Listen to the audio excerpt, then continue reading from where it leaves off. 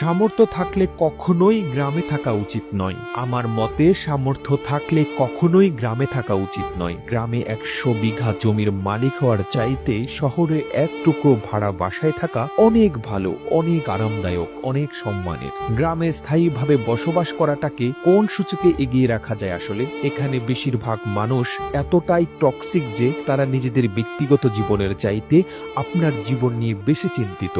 আপনার চুল বড় কেন, অনার্সে পড়া সত্ত্বেও মেয়ের বিয়ে দেয় না কেন, 25 বছর বয়সেও আপনি বেকার কেন, আপনার কোনো ব্যাচমেট বা আপনার সমবয়সী কেউ যদি বিদেশে গিয়ে লাখ লাখ টাকা কামায় তাহলে আপনি এখনো পড়াশোনা করছেন কেন? এসব আজগুবি বিষয় নিয়ে তাদের অনেক টেনশন। গ্রামের সব থেকে বোকা মানুষটাও শহরের মানুষকে এক হাটে 3 বার বিক্রি করতে পারবে।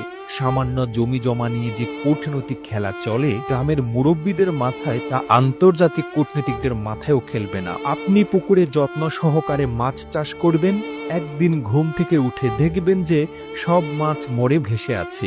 আপনি কিছু নতুন ফল ফুলের গাছ রোপণ করেন, সকালে দেখবেন গাছের গোড়া থেকে ভেঙে রেখে গেছে। এমনকি আপনার বোনের কিংবা মেয়ের বিয়ে ঠিক করেন, সহজ সরল কেউ একজন নিজে সিএনজি ভাড়া করে যেয়ে বরপক্ষের কাছে দুর্নাম করে বিয়ে ভেঙে দিবে। মাঝে মধ্যে তারা এমন কিছু বিষয় নিয়েও চিন্তিত হয় যেসব বিষয় নিয়ে আপনার ফ্যামিলিও মাথা ঘামায় না। গ্রামের টক্সিসিটির আরো একটি বিরাট পার্ট হচ্ছে ঝগড়া। আপনি এমন কোনো বাড়ি খুঁজে পাবেন না যেখানে জায়গা জমি নিয়ে বিবাদ বা বিরোধ নেই। প্রত্যক্ষ এবং পরোক্ষভাবে এই ফ্যামিলি সেই ফ্যামিলি একজন আরেকজনের সাথে ঝগড়ায় লেগেই থাকে। 1 ইঞ্চি জায়গা জমি নিয়ে মামলা মোকদ্দমা, অশ্লীল ভাষায় গালাগালি, মাথা ফাটাফাটি চলতেই থাকে হরহামেশা।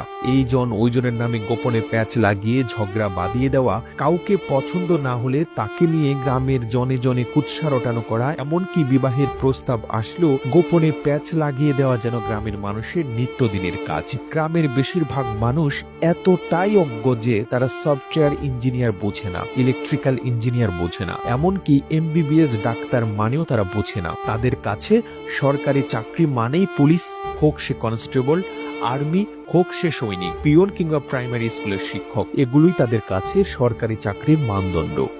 একজন নার্সকে তারা যেমন ভাবে ডাক্তার ভাবে, তেমনি ভাবেই একজন সরকারি মেডিকেল এমবিবিএস বা অন্যান্য ডাক্তারি ডিগ্রিধারীদেরকেও তারা একই রকম মনে করে। তাদের কাছে আপনি সরকারের কততম গ্রেডের চাকরি করেন তার চাইতে বেশি ইম্পর্টেন্ট আপনি প্রাইভেট জব করেন নাকি গভর্নমেন্ট।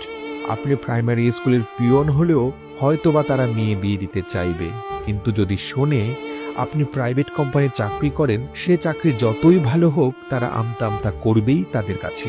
আপনার উচ্চ শিক্ষা গ্রহণের চাইতে আপনার যে